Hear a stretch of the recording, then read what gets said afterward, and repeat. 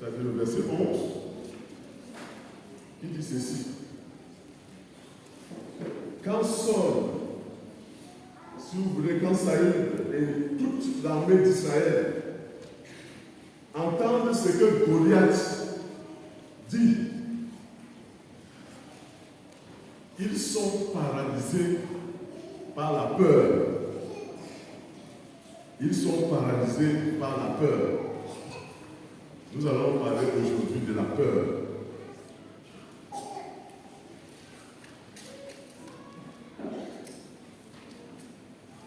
Et partir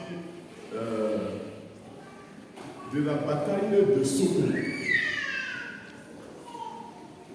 ou alors la paralysie d'Israël. C'est ce que nous avons lu dans notre texte. Et c'est un texte, un passage universellement connu. Même étant à l'école de dimanche, on enseigne ça, l'histoire de Goliath à nos enfants. Si nos défis sont comme Goliath, qui nous terrorise chaque jour, Dieu nous appelle et nous rappelle que la victoire est pour les gens comme David. La victoire est pour les gens comme David. Et Dieu cherche aujourd'hui, à travers ce texte, ou bien notre prédication aujourd'hui, Dieu est en train de chercher les David, les gens qui peuvent vaincre la peur, les gens qui peuvent remporter la victoire. Et il y a beaucoup de défis aujourd'hui dans notre contexte. Il y a beaucoup de défis que nous devons affronter. Même dans le contexte de l'évangélisation, nous avons 9 frontières à franchir avec l'évangile, avec l'évangélisation, puisque c'est le culte d'évangélisation aujourd'hui. Il y a parmi les 9 frontières, je cite 2 ou 3, il y a l'islam qui est une frontière à affronter. Il y a les grandes villes aujourd'hui qui sont des grandes frontières, le bouddhisme, ainsi de suite. Ce sont les grandes frontières en mythologie. Ça fait partie des grandes frontières que nous devons affronter avec l'évangile. Mais est-ce que nous sommes alors prêts? Ou alors nous sommes paralysés comme le peuple d'Israël, où nous ne pouvons pas affronter ces défis? Même quand on lance un programme d'évangélisation, mais combien sont là dans ce programme d'évangélisation en réalité? Où sont les autres? Nous sommes là comme le peuple d'Israël. Il faut qu'il y ait des David pour affronter les défis de la vie. Je parlais des frontières comme l'islam.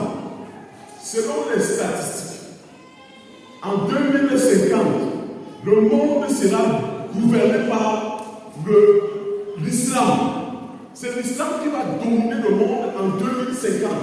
Si rien n'est fait, si les chrétiens ne revoient pas leur situation, parce que les chrétiens aujourd'hui sont dans les divisions, sont dans les rites de pouvoir, de positionnement, même au niveau de l'église.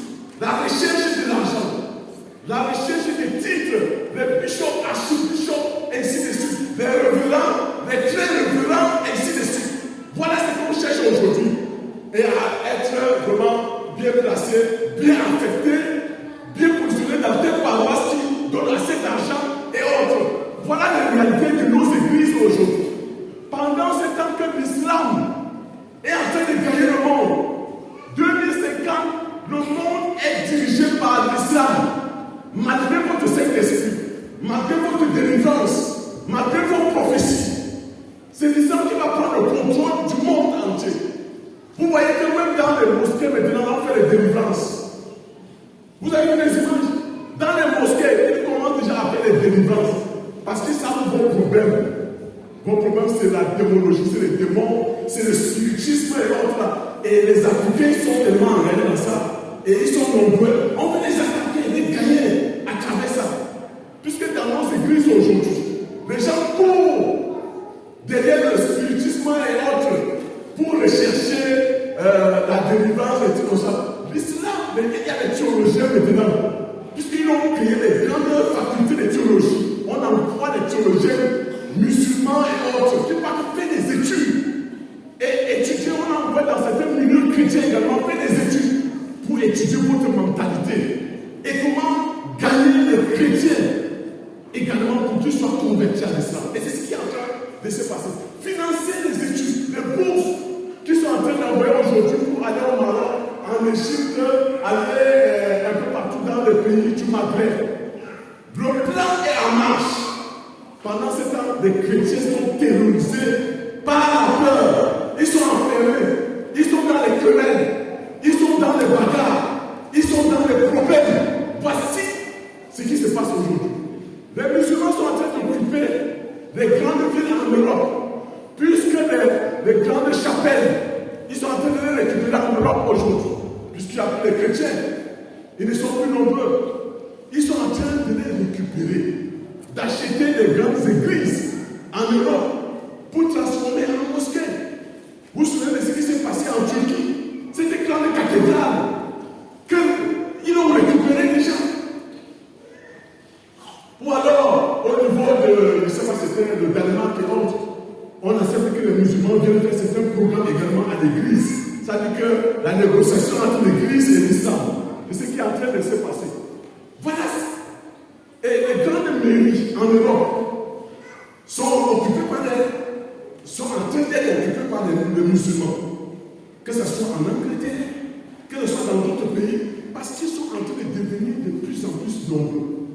Au moment où il y a le lesbianisme, l'homosexualité, les gens n'accouchent plus de l'autre côté. Les musulmans sont en train de pomper les enfants. Ils ont dit qu'ils vont convertir l'Europe avec le ventre de leurs enfants. Ils sont en train de documenter en statistiques. Voilà ce qui est en train de se passer de l'autre côté.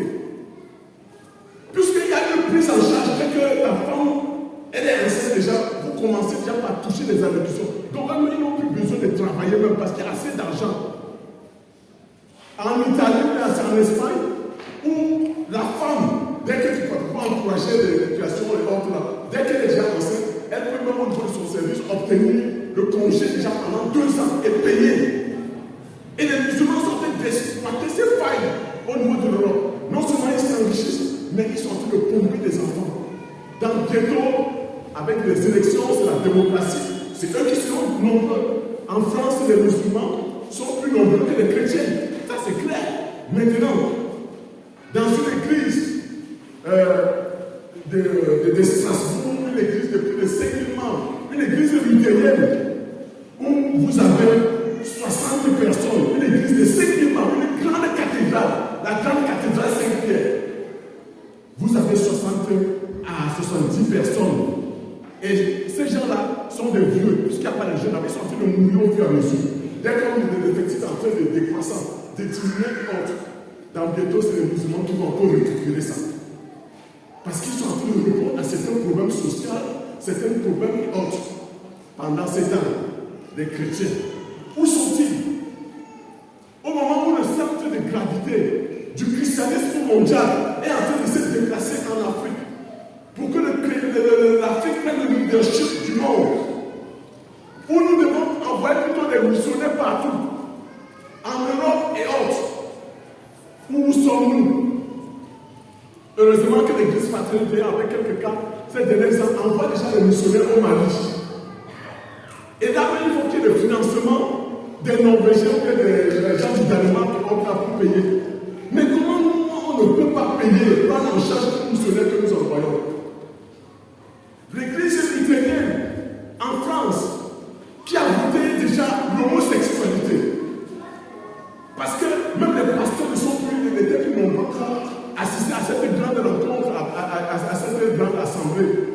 Ils étaient minoritaires, ceux qui étaient dans la vérité, les autres ont remporté.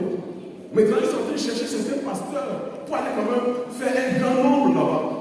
Chercher certaines personnes qui peuvent aller afin de voter pour renverser la tendance. Quand moi j'étais le pasteur, on voulait faire que moi un évêque déjà là-bas au niveau de l'église luthérienne, justement pour participer. J'ai dit que je n'en ai pas besoin. Parce qu'il faut considérer, mais c'est quand même, c'est une préoccupation. Et quand j'étais allé à Francfort, à une église luthérienne encore, je crois que j'avais dit ça ici, où je dois aller faire culte. À un moment, j'ai arrêté d'aller faire culte dans le sud de nos églises. Parce que le pasteur était avec son petit ami, un homosexuel. Vous voulez que moi je parte m'asseoir là-bas? préféré aller dans une église catholique, aller faire tranquillement mon culte. Parce que la situation, il faut qu'on comprenne, la situation est grave, il faut qu'on comprenne. Vous êtes là assis, vous ne connaissez pas la réalité de ce qui se fait dans le monde. Même ici, la réalité, le défi des grandes villes pour l'évangélisation aujourd'hui. Yaoundé est en train de devenir, ça dit que c'est les défis pour l'évangélisation. Yaoundé, Douala, Gawa et autres, c'est des grandes villes. Mais quelle stratégie d'évangélisation? Alors nous enfermer seulement dans notre chapelle. Nous enfermer ici, parce que nous sortons du grand monde. Entre nous, nous enfermer ici. Il y a un problème. Il y a des gens qui sont là dehors. Les autres ethnies que nous devons, parce que les ethnies également, ça fait partie des 9 frontières que nous devons affronter aujourd'hui avec l'évangélisation. Il y a des ethnies qui sont là tout autour. Les Étones, les Bakouniqués, les Bassa et autres, que nous devons gagner pour amener également ici à l'église. Qui vous a dit que l'église soit une église seulement pour les nordistes? Il y a un problème mythologique, un problème sociologique, un problème anthropologique qu'il faut remettre en question. Moi, je ne veux pas garder ma bouche. J'ai dit qu'on ne peut pas m'enfermer dans une bouteille, je vous ai déjà dit ici. On ne m'enfermera pas.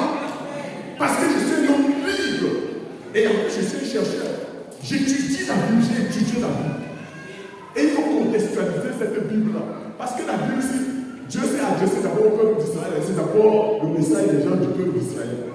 Peut-être que je vais scandaliser certaines personnes à travers mes recherches, à travers certaines trucs, mais je m'en fous. Comme disait un artiste camerounais, je m'en fous. Parler, bavarder et autres. Mais là, le défi de la mission est là. L'église, ne croyez pas que nous sommes enfermés ici, c'est la fin.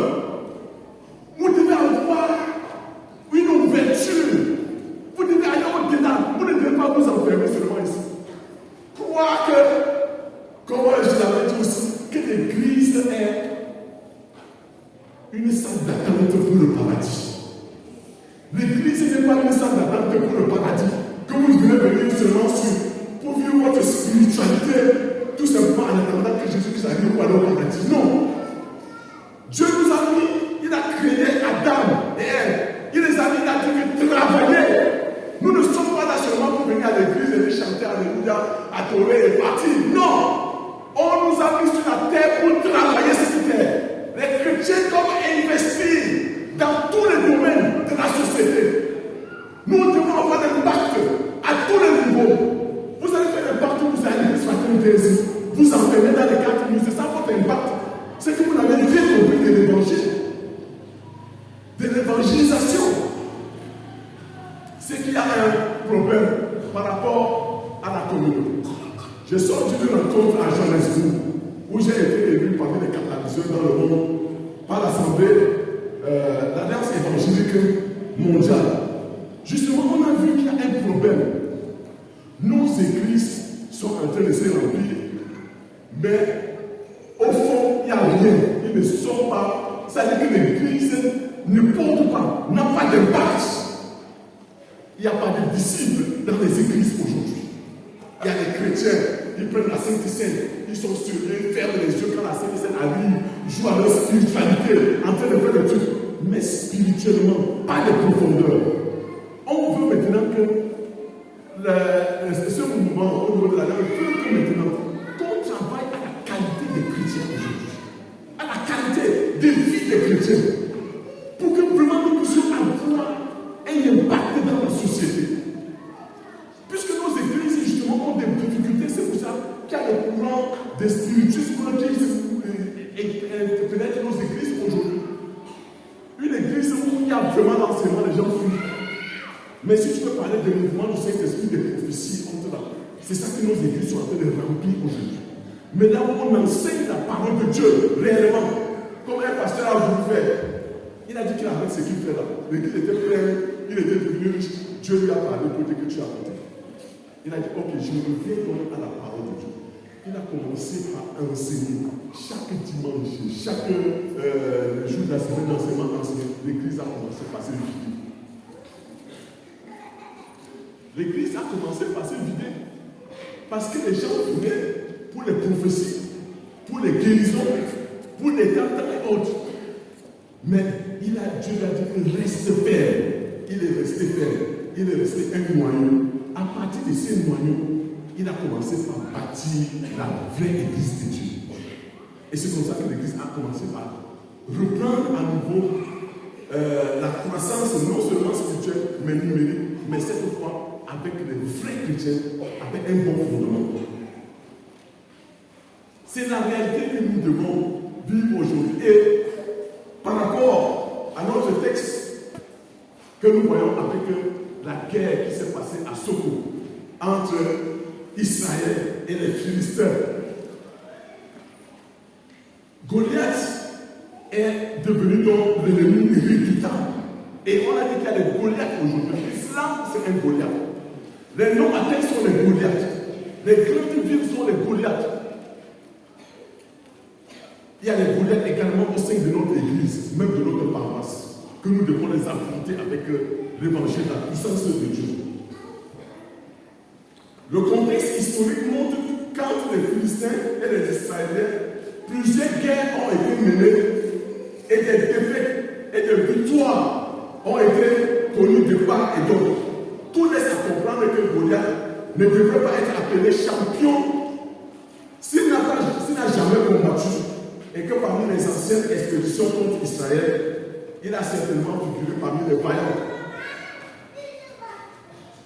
Grâce à la traduction du français courant de la Bible, nous avons aujourd'hui la carte d'identité de Goliath. C'est-à-dire un homme dont la taille avoisine 3 mètres et ses armes de guerre sont aussi de poids impressionnants. Sa cuirasse a des écailles pesant 60 kg. Le poids de son javelot était gros comme le cylindre d'un métier à tisser et dont la pointe de fer pesait plus de 7 kg. Donc, on a là une personne très redoutable face à la peur. Le peuple d'Israël, nous l'avons dit, était paralysé. Il se pose un réel problème d'identité. Même de beaucoup de chrétiens aujourd'hui qui n'ont plus d'identité. Ils ont perdu leur identité, c'est noyé dans la tradition, c'est noyé par le village, c'est noyé par la constitution de la doctrine. Ils n'ont plus une identité chrétienne authentique qui se réfère, qui se conforme à la parole de Dieu, la puissance de la parole de Dieu. C'est pour ça que cette parole de Dieu, je le dis toujours, est dévaluée, escamotée, diminuée à cause de nos traditions. On a ajouté d'autres choses à la parole de Dieu, ou alors on a enlevé certaines choses à la parole de Dieu pour satisfaire les désirs. Donc, ça pose un problème pour parler de la peur, un problème de l'impact que ça a sur l'homme et son avenir. L'Afrique semble vivre une réelle paralysie. Il semble que partout se trouvent des Goliaths. L'homme qui ne se définit pas ne sait pas là où il va. Il navigue à vue. La perte d'identité engendre justement la peur. Un autre élément très important de la peur qu'il convient de mettre en exergue est son caractère de ruine de la foi. La peur est un ennemi de notre foi si on ne règle pas le problème de la peur. La peur lutte contre la foi des chrétiens et celle du doute dans notre cœur. La peur nous prive des bénédictions de Dieu, c'est-à-dire de nous approprier des bienfaits du salut et finalement affecter l'image de Dieu dans la vie des chrétiens, même des églises. Parce que notre témoignage dehors ne porte plus à cause de notre perte d'identité. Malgré tous les messages que nous avons entendus sur la puissance de Dieu, tout ce que nous avons lu sur Dieu, sur son amour, sur sa miséricorde, sur son omniprésence, il arrive encore que les chrétiens soient pris par la peur des forces occultes. Des gens ont encore peur de la sorcellerie. Certains sont encore troublés lorsque un hibou chante à côté de la maison. Ils commencent par trembler parce qu'il y a même certains ici dans la salle, quand un chat crie à côté de la maison, oh, on sait qu'il y a quelque chose qui est en train de se passer. On commence par trembler. Même les chrétiens sont emballés encore par cette peur. D'autres fuient encore leur village. Est-ce qu'il y a des gens qui ont fui le village? Il y en a. Ils ne partent plus parce qu'il y a que j'ai raconté certaines personnes. Ils ne partent pas au village. Ils continuent les gens là-bas. Je ne parle plus. Dès que je parle, je fuis, je demande, je ne parle. Les chrétiens, vous dites que vous avez la puissance, les peuples et autres, mais vous ne pouvez pas rester à cause de la peur. Parce qu'on va vous tuer. On a annoncé plusieurs fois qu'on va me tuer. Même certaines dames disent que les gens sont en train de me calculer pour me tuer. J'ai dit que je n'ai pas peur. Et d'ailleurs, qu'ils fassent attention. Je veux dire un peu comme les pentecôtistes là. Bat tous les scènes. Ils envoient à l'expéditeur. Ça ne veut pas dire que tu vas encore être neutralisé là-bas. Donc je n'ai pas peur en tant que chrétien. Il faut être comme David. On a besoin de gens comme David pour affronter les sorciers et les marabouts de notre village. Pour renverser ça, ce que détient l'évangile. Nous sommes partis évangéliser dans un village dans les années 90 à Mamba, vers Méry et autres. Le village est tenu captif par un grand marabout. L'évangélisation ne passait pas. L'union des églises qui est là-bas n'arrivait pas à faire de l'évangélisation. Les gens ne croyaient pas. Mais il y avait une seule personne qui détenait le cœur des gens. Et on avait peur de lui. Nous sommes partis pour faire 21 jours d'évangélisation dans ce village. On nous a raconté que vous ne pouvez rien faire. Derrière ce type-là, il va vous neutraliser. On s'est levé, nous sommes partis même chez lui à la maison. Avant qu'on entre, on arrivait déjà. Il a envoyé les messagers pour dire qu'il y a des gens qui sont en train d'arriver. Il faut les chasser. Donc il nous a vu les gens dans sa sorcellerie. Et il a envoyé les messagers pour dire qu'ils ne mettent même pas, qu'ils ne franchissent même pas, qu'ils partent. Il était déjà enfermé. Il voyait déjà ce qui s'est passé. C'est là où on a vu la réalité du combat, nous-mêmes. Et qu'il ne devait pas avoir, on ne devait pas avoir surtout peur. Si c'était quelqu'un que vous allez trembler, courir et partir. J'ai dit, les gars, on ne va même pas faire d'évangélisation. On va prendre une journée de jeûne et de prière avant de commencer toute chose. Nous avons fait une équipe de 4 ou 5. On a prié toute la journée. On devait casser le jeûne à 17h. Et on a prié spécialement pour la délivrance de ce village et attaquer ces sorciers du village. Nous levons contre toutes ce qu'il a fait, ces puissances et autres. À 17h exactement, on entend le cri dans le village. Le type est entré dans le coma. À 17h, il est entré dans le coma. On a plus que pendant qu'on vient, on a entendu des cris partout dans tout le village parce qu'il était rouillé, il était connu. 3 jours après, il est mort. Oui, il est mort. Il avait la possibilité, puisqu'il savait ce qui s'est passé, de se convertir et de se repentir. Il ne l'a pas fait. Il est mort. À partir de ce moment, le village était libre. On a évangélisé. On a fait la campagne. Nous sommes allés de quartier par quartier pour évangéliser, prêcher l'évangile. Et les gens ont donné leur vie au Seigneur Jésus-Christ. Le catéchisme même qui était là, dans ce village de l'Union des Églises, a été en laissant le divorce avec sa femme. Parce que ça n'allait pas même l'église, c'était la pagaille. Il y avait une réconciliation. Il a pris son vélo, parti chercher sa femme. On a demandé qu'il parte chercher sa femme. Il a amené sa femme, on les a réconciliés. C'était la paix, même au niveau de l'église. La peur, à cause de ces sorciers, à cause de ces gens qui profanent les trucs comme ça. Alors que les chrétiens, nous avons la puissance entre nos mains. Nous avons toutes les promesses de Dieu. Mais les chrétiens s'inquiètent toujours du lendemain. Se plaignent parfois plus que les païens. On ne passe que les païens pour se plaindre. Pour essayer de voir les chrétiens toujours en train de se plaindre. Oh, ça ne va pas. Oh, ceci. Oh, tel a fait telle autre chose. Et oh, voilà ce qui se passe. Et en ce temps-là, et on voit comment l'Afrique, c'est ça le problème de l'Afrique. Mes amis, est-ce que vous savez qu'en Europe, on ne parle pas trop des démons, des esprits dans les églises? Est-ce que vous savez ça? Moi, j'ai fait le tour du monde, que ce soit aux États-Unis, que ce soit dans le... J'ai fait les cultes, les églises. Oh, tellement passé le temps dans les délivrances. Et oh,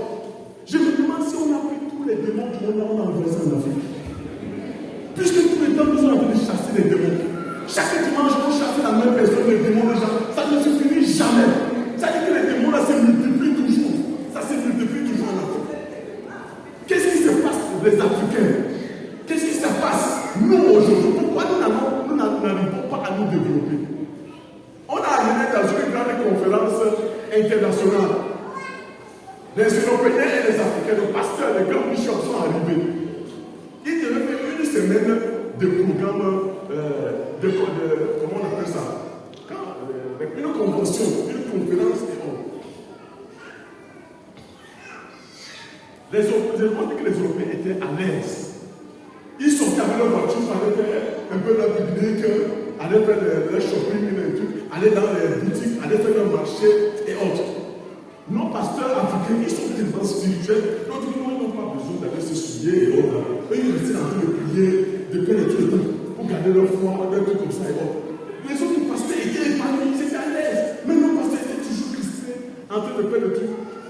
Le jour arrive, ils prennent leur valise, ils partent. Ils n'ont pas bénéficié de la nature de Dieu, de la beauté de Dieu dans cette nouvelle vie, une belle vie. Les Européens ont bénéficié, ont fait un peu de marché pour leurs épouses, garder des choses, un peu comme moi j'ai gardé dans ma femme. Ils étaient enfermés. Le prophète va plus loin que ça. Quand on donne la parole à nos pasteurs pour rendre le ministère pendant ces vacances, pendant cette conférence, ils voyaient qu'il n'y avait pas trop de résultats. Ces Européens, qu'on disait qu'ils n'étaient pas trop spirituels parce qu'ils prenaient dans le ministère, dès qu'ils prenaient la parole, on voyait les effets. Les gens étaient nourris, il y a des bénédictions, les gens étaient satisfaits et autres. C'est là où les choses ont commencé à tourner. Pourquoi, Seigneur? Nous, on peut passer le temps entre les choses, en train de prier. Mais quand on est au ministère, il n'y a pas trop de bénédictions. Ils ne prennent pas le temps, ils sont épanouis, ils sont en train de faire le truc. Mais quand ils rentrent au ministère, il y a des fruits, les gens sont libérés, les gens sont ceci. Voilà un peu notre mentalité. On dit parfois que la religion est l'opium du peuple. Même des Africains, la religion vous enferme tellement. Moi, je ne suis pas un religieux pour être enfermé par la religion. Même quand je viens ici à l'église, je suis un gars libéré. Je ne suis pas enfermé par une religion quelconque. Que ce soit même le christianisme, je ne suis pas enfermé. Parce que je suis un chrétien qui est né de nouveau, qui connaît l'expérience de la. C'est-à-dire, vivre la parole de Dieu au quotidien, être épanoui. Je ne dis pas qu'il ne faut pas passer le temps pour prier, pour gérer. Je disais l'autre jour que la prière ne va pas vous amener la nourriture. Soyez ça clair, la prière ne va pas vous amener la nourriture. Restez là enfermé prier pour que la nourriture tombe de votre plafond et autres. Ça n'arrivera pas. Parce que soyons, il faut qu'on dise la vérité aux Africains. J'ai une fois demandé d'enseigner sur le jeûne. J'ai scandalisé les chrétiens. J'ai dit que le jeûne n'est pas spirituel. Oh, les gens ont mis la main sur la tête. J'ai dit que le jeûne n'est pas spirituel. Allez dire, c'est moi qui ai dit. Le jeûne n'est pas spirituel. Le jeûne, c'est une disposition de ton corps, de ta chair, pour être mise à part, pour écouter Dieu et pour demander certaines choses. Ce n'est pas parce que tu jeûnes que la chose va se réaliser. Donc ça ne confère pas une autorité spirituelle parce que tu es en train de jeûner. Non. Tu jeûnes, c'est pour toi. C'est pour faire taire la chair. Afin que tu sois bien dans la présence de Dieu pour prier. C'est ça le jeûne. Ces derniers temps, dans certains pays, on est en train d'éclairer certains chrétiens. Parce que le pasteur les a poussés à passer des jours de jeûne. Ils sont morts en train de jeûner. On est en train de faire des investigations. On est en train de sortir près de 100 corps qu'on les a enterrés comme ça. À cause parce qu'ils sont en train de jeûner. Mes amis, faites attention. Vous êtes des intellectuels. Quand je parle de l'intelligence, c'est de l'intelligence, c'est le Saint-Esprit qui nous donne cette intelligence. Comme je dis toujours, moi, mon Saint-Esprit est intelligent. Peut-être que votre Saint-Esprit n'est pas intelligent, mais même pas. Ça vous pousse à aller voir les substances et les points communs au nom de Dieu et autres. C'est Dieu qui nous a créés avec l'intelligence pour qu'on puisse comprendre certaines choses scientifiques, comment le corps, à un certain moment, on ne peut pas dépasser même quand on est jeune, qui a besoin d'être renouvelé, d'être restauré et autres. Faisons très attention. Ne mélangeons pas ça. On prend la sorcellerie, on mélange à l'église, ça devient un syncrétisme que nous avons aujourd'hui dans nos milieux chrétiens. Puisque quand certaines personnes tombent dans nos églises aujourd'hui, parfois certains pasteurs partent au Nigeria, chez les grands marabouts, les trucs autres là, pour demander certaines puissances, afin de venir faire tomber les gens à l'église. Vous ne savez pas ça. Mais que je vous ouvre vos yeux donc. Le pasteur donne juste le savon. Pas te mettre à la bouche. Il part prendre son savon, il fait la même chose. Dès que la puissance du savon diminue un peu, la puissance du savon diminue un peu, les gens ne tombent pas trop. Il fait comme s'il fallait réguler, il part encore réguler, il revient. Un jour, un fidèle avait des besoins pour aller aux toilettes. Il part aux toilettes. Il part réguler. Il lave le toilette, il trouve un savon spécial, il lave ses mains. Il a lavé les mains, tout. Il sort là, il vient de on prie, la prière continue. Lui-même, il se met à prier. Il vient, quand il vient de l'autre, il va tomber devant nous. Il laisse un peu pas les gens tomber. Le pasteur a remarqué. Il vient, il dit que, mon cher ami, tu vois, ça va pas tomber. Il était passé découvrir ce qui s'est passé. Voilà un peu de réalité. La sorcellerie des Africains, la peur qui nous enchaîne, même dans nos villages. Vous avez peur d'aller dans vos villages aujourd'hui. Vous dites que vous êtes des chrétiens. Vous devez aller affronter les gens avec l'évangile, avec l'évangélisation. Programmer les gens dans vos villages. Programmer les évangélistes si vous avez le problème. Quand nous sommes au niveau des campus, il y a des équipes qui peuvent aller descendre dans votre village. Si vous ne pouvez pas faire, mettez les moyens. Contactez-nous, les patrons, les Yaouba, l'équipe d'évangélisation. Même au village, nous sommes prêts à partir. Moi, je suis prêt à partir. On programme ce moment, on envoie des équipes et autres. Vous avez peur de quoi? Récemment, à Fumban, voici ce qui s'est passé là-bas. On implante déjà l'église. On voit comment les choses sont en train de se développer. On dit qu'il faut ouvrir les annexes. Mettez les moyens pour que nous puissions ouvrir rapidement les annexes. Qu'on envoie certains anciens. Ils sont là assis à nos bras. C'est trop. On envoie les anciens. Allez, c'est quoi l'ancien là-bas? Tout va là-bas, tout va là-bas. On lui ouvre d'autres anciens. On laisse là nos pères toujours là. C'est comme ça que les premiers disciples étaient là entre eux, communion fraternelle. Ils étaient nombreux, des trucs comme ça. Dieu a envoyé la persécution. C'est que Dieu a nous a dispersés dans le monde. Il faut que Dieu nous disperse ici. Disperse les anciens, disperse les diacres pour aller ouvrir d'autres communautés. L'église fraternelle est restée pendant des années enfermée là-bas à Miboman. On ne voulait pas, on l'a toujours enfermé. Il a fallu qu'on dise que non, ce n'est pas possible. En quelques temps, vous voyez un peu comment l'église s'est développée. Essayez de voir ce qui se passe à Mélène. Plus de 1000 membres, des jeunes également. Et là même, si c'est moi, je coupe encore en deux ou en trois pour diviser encore, pour se multiplier encore davantage. C'est ce qu'il faut faire. Et il faut qu'il y ait des gens qui s'engagent dans la prière. Des gens qui s'engagent avec les moyens financiers pour soutenir ces programmes d'évangélisation. Assemblée en janvier, on a dit qu'on lance des trucs. Voilà, nous sommes, on va faire le plan du parcours en juillet déjà. On a déjà lancé quelques annexes là. L'année passée, on avait décidé, l'autre année, on avait décidé, on tourne toujours en rond. J'espère qu'il y a des oreilles qui en sont en train de m'écouter ici derrière. Pour que les choses bougent réellement. Vous n'allez pas m'enfermer, vous n'allez pas m'enfermer dans les telles. On va avancer. On va faire bouger l'église fraternelle du pays. On va bouger encore plus les choses. Allez encore plus loin. Qu'on ne reste pas comme avant. Dès qu'on finit de mettre les carreaux et autres là, allez, on disperse d'autres personnes. On va renouveler. Il y a l'évaluation. Les patrons sont là, les gens sont là, et autres là. On renouvelle encore.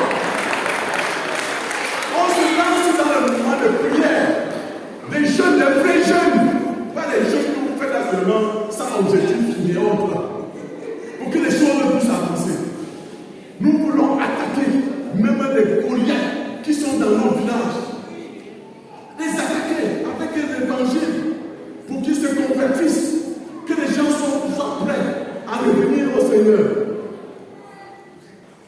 Je parle de la peur. Précisons deux choses qui doivent nous motiver à revoir notre foi au sujet de la peur. Premièrement, le docteur Miller, un spécialiste chrétien, a montré et il a été confirmé que la peur serait à l'origine de près de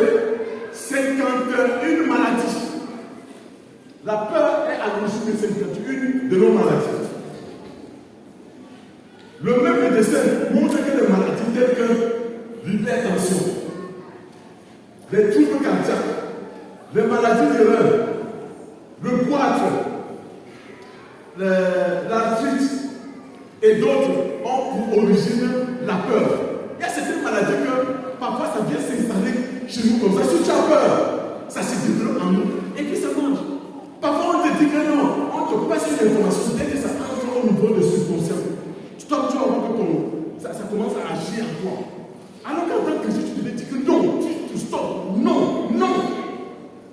Mais nous acceptons cela par peur. Et ça nous paralyse, on a dit à faire des choses et autres. Il y a quelques 2-3 mois, je suis parti faire des examens dans 2 grands laboratoires de Yaoundé. Les gens me disent que non, j'ai on appelle ça comment? L'hépatite B. Je dis que je n'ai pas d'hépatite B. On va confirmer, on est parti m'envoyer dans des grands laboratoires qui ont mis positif. J'y rentre. Moi, je commence à réfléchir, la peur commence à faire attention. Après, je me réfléchis, je dis que c'est quoi même? Ça, c'est quelle histoire là même que je ne peux pas accepter ça. Ça ne peut pas s'installer en moi. J'ai dit que non, c'est pas vrai. Et je n'accepterai pas cela. Et en plus, ce qui est curieux, j'avais pris la peine, quand je faisais mes études en France, j'avais fait tous les vaccins avec le rappel. Vous pouvez comprendre directement que c'est le diable qui veut un peu me trouver un peu.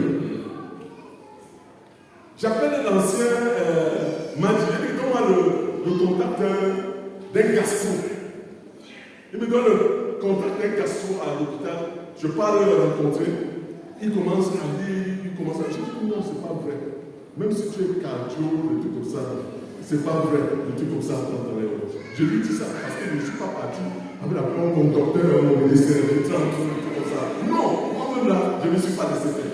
Il a dit ok, on va envoyer certains examens en France. Ça va te coûter cher, envoyer tout. Avant, je suis parti trouver certains qu'on a envoyé des plus grands laboratoires. Négatif une fois, négatif 2 fois, négatif 3 fois. Tout était négatif. Si j'avais pris cette information qu'on m'avait donnée ici, j'avais mis en moi. Ça va commencer par me refroidir, me donner la peur, me donner des trucs comme ça. Je vais venir seulement, me plier seulement ici et autres. Je ne peux pas parler avec beaucoup de joie comme ça là. Vous voyez un peu, faites attention. Une fois également, il y avait un abcès qui commence à me donner là au niveau des fesses et autres là.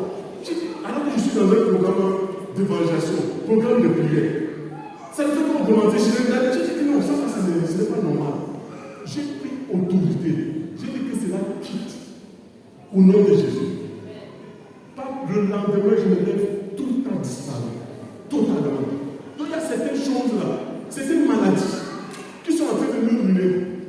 Vous voyez, il y a un grand. C'était un juriste. Il était mis tranquillement ici. Il participait à un cadre de national, participait à toutes les programmes d'évaluation en santé et autres.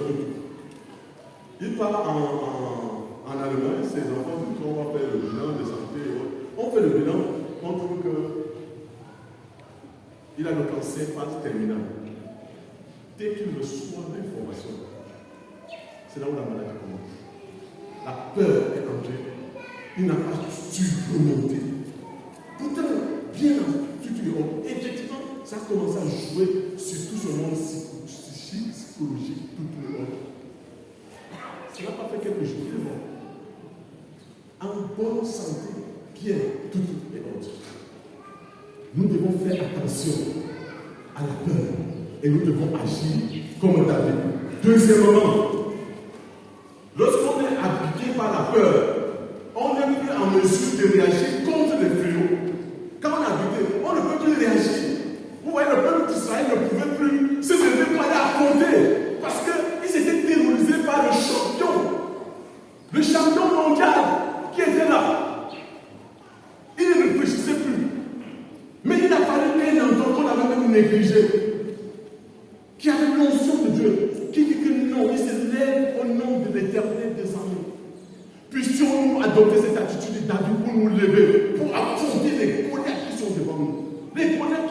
notre corps, les colères qui attaquent l'église, les colères qui attaquent la société, les colères qui attaquent notre village, qui sont en train de nous enfermer quelque part. Nous devons faire très attention. On ne peut plus affronter, mais souvent on fuit. On va fuir le village, on fuit les sorciers, on fuit les jeteurs de sorts. On ne peut plus s'arrêter pour réfléchir, pour créer des choses, pour lutter contre la situation de la vie et autres. On ne peut plus parce qu'on en a peur. Parce qu'il n'y a même plus cette réflexion pour créer. Et c'est ça. Dès que quelqu'un veut faire évoluer quelque part, il y a soit on met le poisson dans sa nourriture. Voilà le problème des Africains aujourd'hui. Dès qu'on voit quelqu'un en train d'évoluer, donc notre sorcellerie en Afrique, c'est pour nous décrire, c'est pour nous nuire. C'est ça qui se passe aujourd'hui. On voit quelqu'un un peu bien placé, autre là. Comme c'est cet enfant, la maman de notre église, qui doit partir. Son ami va mettre le poison dans sa boisson. Alors que l'enfant devait aller déjà en Europe. Voilà, c'est ça l'Africain, la mentalité africaine. Qu'on doit aller en guerre. Tel ministre dans notre pays, parce que les gens de chez lui ont mis quelque chose, il est mort. Ce n'est pas ici. Moi je dis les choses. J'assume ce que je suis en train de dire. Il y a des gens ici que je connais. On a mis le poisson dans leur nourriture et ils sont sortis rapidement et autres. On a peur maintenant de l'autre, même des chrétiens au sein des églises. Un pasteur, j'étais avec lui hier. Les autres pasteurs sont venus me voir. Ne mangez pas au niveau de notre assemblée de Chinon. Parce qu'il y a les autres pasteurs qui sont en train de calculer. Ils vont mettre la nourriture, en train de préparer, mettre la nourriture dans ta nourriture. Il est obligé, quand il part, il a sa femme paye sa nourriture dans sa nourriture. Son chauffeur met de l'eau, on vient lui donner. Vous voyez, nous sommes encore à l'église. Vous voyez ce qui est en train de se passer. On ne peut plus se développer. La sorcellerie des Africains, on dit que ça vous aide pour le développement, ça vous aide pour tuer, pour nuire.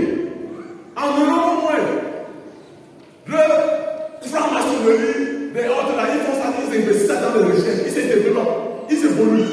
Mais pour les Africains, on arrive à se détruire et autres. Voilà notre sorcier. Vous comprenez que c'est le diable. Pourquoi les sorciers de Marabou ne peuvent pas se réunir pour aider l'État? Pour dire que les Boko Haram, on va les envoyer le feu sur eux, on les brûle. On a dit quoi un peu l'importance des sorciers dans ce pays? Où on a la guerre entre les sorciers, ils sont localisés ici, allez les arrêter, ils sont allés les arrêter. Pourquoi ils ne font pas savoir que sorcellerie africaine? Pourquoi ça ne vous aide pas à développer des routes, des recherches et autres votre sorcellerie? Mais ça vous tue, vous tuez les uns les autres. En Europe, les choses sont développées. En Afrique du Sud, au Kenya, voyez comment les choses sont en train de se développer. Mais au Cameroun, nous sommes là toujours derrière. Essayez de prendre le pays. Alors que nous avons toutes les richesses au Cameroun, toutes les richesses en Afrique. Mais nous n'arrivons pas à nous développer. Nous n'arrivons pas à aider les jeunes, à nous aider les autres ici qui cherchent le travail, qui cherchent à s'épanouir. Parce que nous voulons seulement aider nos propres personnes, aider les gens de notre village. J'avais vu le directeur des ressources humaines de la fonction publique. Il dit mon cher, tu cherches vraiment à ramasser les gens de ton village, des trucs comme ça. Tu te dis que tu es chrétien. Fais attention, ça c'est dans les années il y a 10 ans. Et j'avais dit que si tu continues comme ça, je prie, je vais demander ta bière, ta bière, dans ma prière. Parce qu'on ne voit pas ton importance, c'est seulement pour aider les gens de ton village, aider les trucs qui entrent comme ça. Et il faut que l'église ouvre les yeux. Pourquoi vous n'aidez pas les frères, les sœurs? Vous êtes actuellement dans votre village. Construisez dans votre. Faites les trucs et autres. Pourquoi les Africains? Je vais changer ma façon de prêcher. Je vais plus me faire comme ça. Non, on a un problème. Il faut qu'on sorte de notre situation-ci là. Parce que si on sort, même l'évangélisation va se porter mieux parce que les gens vont donner normalement leur Dieu, donner les offrandes, parce qu'ils sont épanouis dans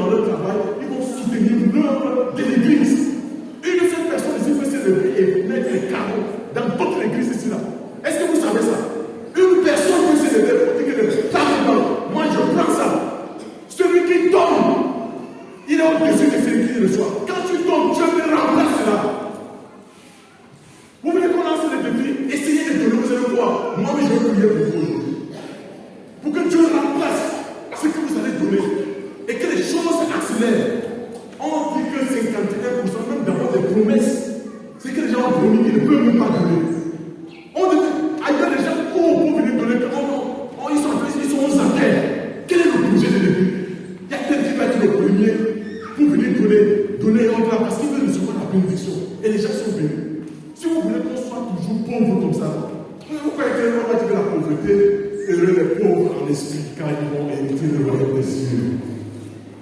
N'interprétez pas mal la Bible. La pauvreté en esprit, c'est cette soif spirituelle de chercher à mieux connaître la Bible. Ce n'est pas votre pauvreté que vous avez retiré là. Non, ce n'est pas ça. N'interprétez pas mal la Bible. Il faut qu'on conclue. Peut-être, je parle déjà, mais il faut conclure. Pourquoi n'arrivons-nous pas, en tant qu'Africains, à répondre adéquatement aux défis de notre destin?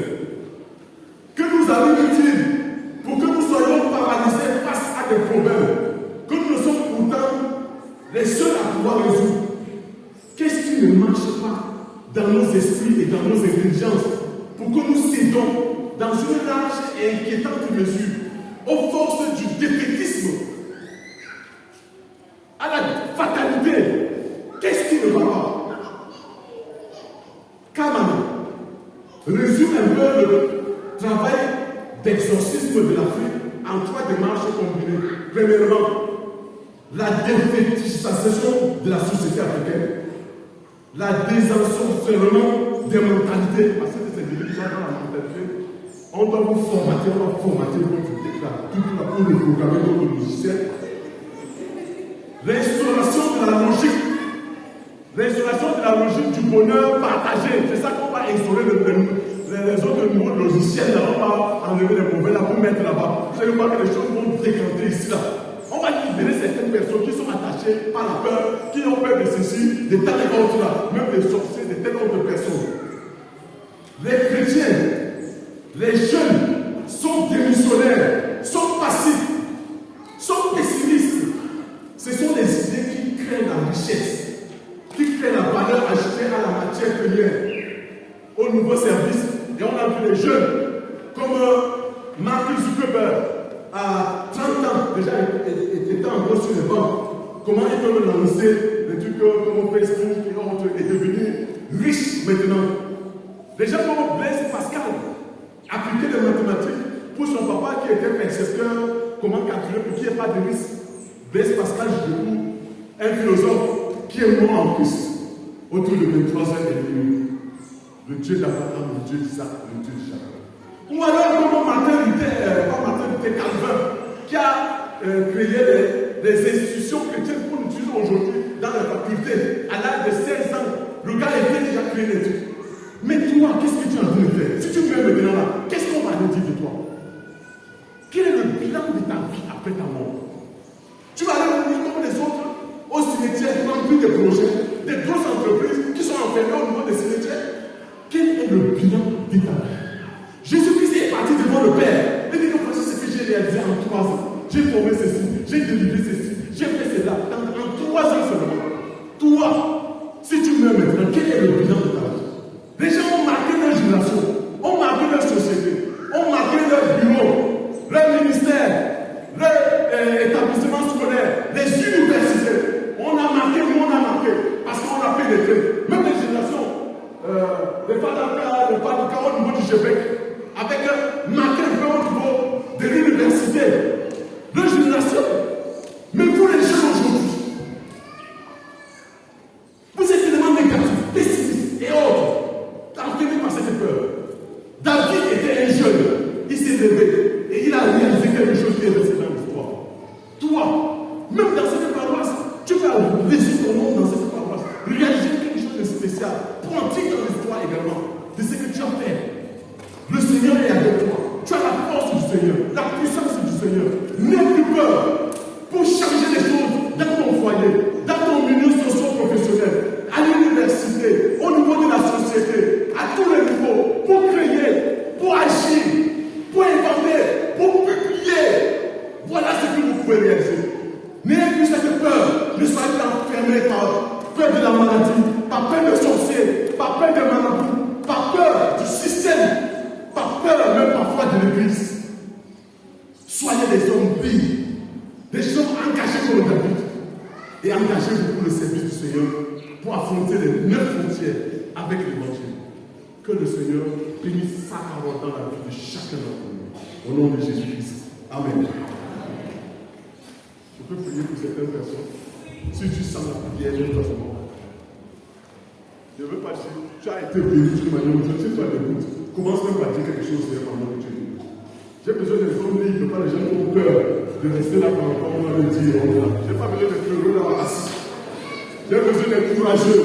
J'ai besoin d'être vainqueur. J'ai besoin des gens qui sont libres et qui veulent commencer peut-être une affaire. Commencer une chose. J'ai besoin des gens que Dieu va les toucher à partir de demain. J'ai besoin des gens que Dieu va utiliser pour les nommer même dans certains systèmes, dans notre système, nommer comme des ministres, des DG, des assistants. J'ai besoin de ces gens-là aujourd'hui qui peuvent s'engager et faire quelque chose. Prions, ouvre la bouche et prie. Ceux qui sont assis peuvent prier pour les gens qui sont debout. Vous pouvez prier pour votre voisin, prier pour votre voisin de gauche, de droite, prie pour lui. D'autres qui sont assis, certains anciens, priez pour les fidèles pendant que vous êtes là. Priez intercéder. Prions pour que nous soyons une église épanouie. Une église remplie vraiment de joie, de paix.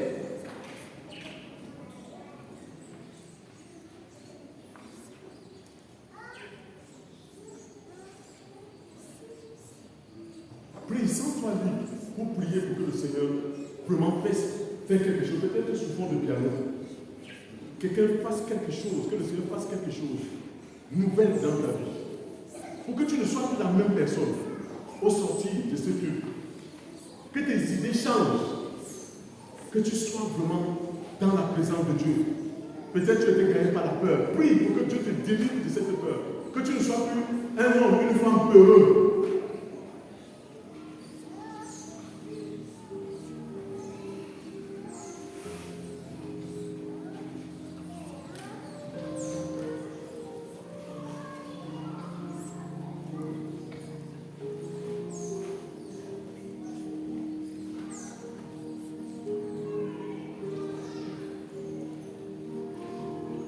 Sois disposé dans la présence de Dieu parce que Dieu peut te parler même en ce moment où tu es.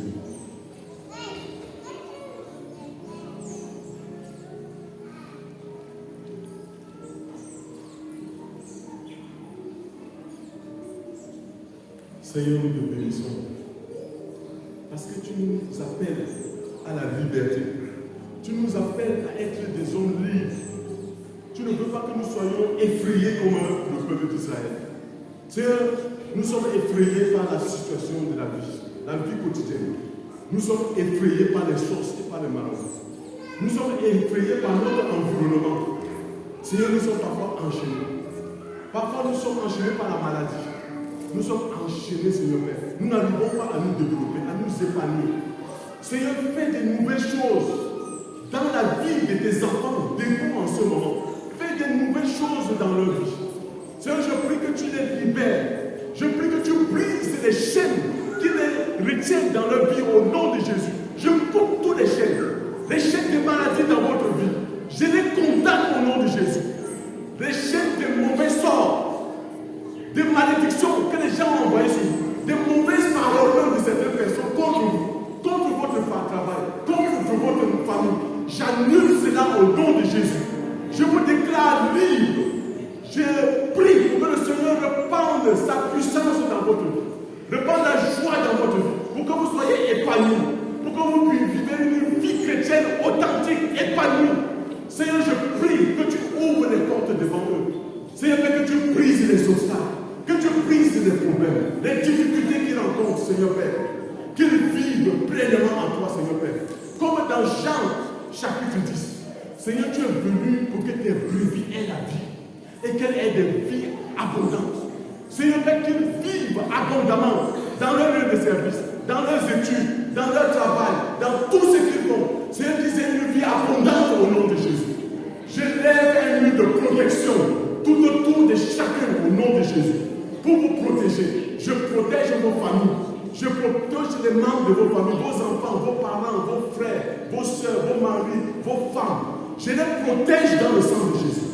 Je prie que le Seigneur vous visite d'une façon spéciale, que le Saint-Esprit puisse agir, que le Seigneur envoie son armée pour vous accompagner, pour assurer votre sécurité. Pendant que les gens cherchent à ce que vous tombez dans des accidents de circulation, les gens qui sont programmés pour des accidents de circulation, je prie spécialement pour certaines personnes en ce moment. Au nom de Jésus, j'annule tous ces programmes dans votre vie. Au nom de Jésus, j'annule tout ce qui a été programmé. Au nom de Jésus, que vous soyez protégés. Que vous soyez protégés et que le Seigneur veille sur vous. Le Seigneur va envoyer son armée et vous garder et vous protéger. N'ayez pas peur de vos déplacements. N'ayez pas peur de ce que vous allez engager. Que le Seigneur veille. Que le Seigneur vous soutienne. Que le Seigneur fasse lui sa face sur chacun d'entre vous. Au nom du Père, du Fils et du Saint-Esprit. Amen. Et vous asseyez.